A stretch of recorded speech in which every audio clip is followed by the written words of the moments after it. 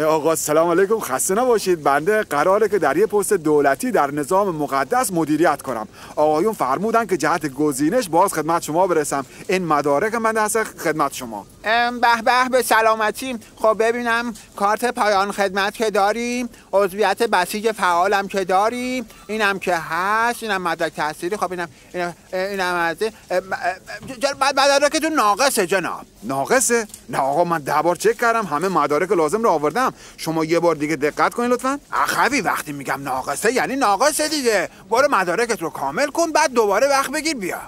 فهمیدم، منظورتون کارت فعال بسیجه. بیا بفرم، اینم کارت فعال بسیج. ببین 10 سال عضو فعالم.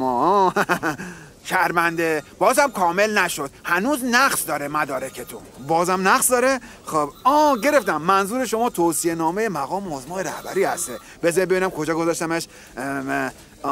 ایناش بفرمایید. اینم دستخط خود حضرت آقا که بنده رو توصیه کردن. حله؟ بنده به فدای درز عبای حضرت آقا که میرم. ولی خب شرمنده، هنوز مدارکتون کامل نیست جناب. ای بابا آقا، من که دیگه هرچی داشتم و نداشتم و دادم دیگه. خب چی ناقصه؟ بفرمایید برم کاملش کنم. ببین اخوی، شما فقط مدرک مهارت‌های فحش دادن رو ندارین. باید تشریف ببرین آموزشگاه، یه دوره فحاشی تخصصی بگذرونین، مدرکش رو بگیرین بیارین، بعد ایشالا پروندهتون بررسی خواهد شد.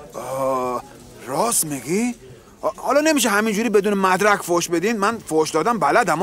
نه دیگه، شما حتما باید دوره تخصصی ببینید. فحش برای ارباب رجوع، فحش برای کارمندان، فحش به زیردستان، فحش به جهان استکبار، فحش به ضد انقلاب، اینا همه تخصصی ان. باید دوره ببینی آقا جان. حالا من یه معرفی نامه بهت میدم، این دوره ها رو همه حوزه علمیه برگزار میکنه. بیت رهبری هم هستش، میری اونجا مدرکش رو میگیری میای. آقا برو به سلامت.